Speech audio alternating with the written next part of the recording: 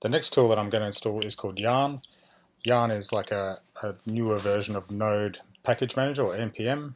It has a few extra features, runs a little bit faster, and I like using it for my React development. So let's go and download that.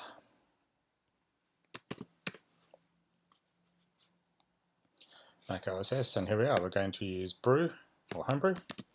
So we'll go to our terminal, drop that in there.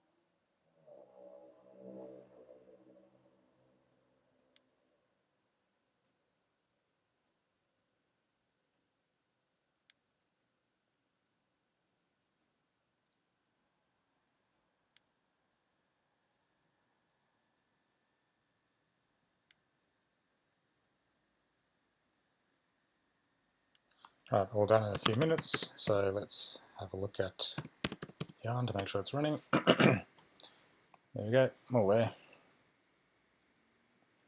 Excellent.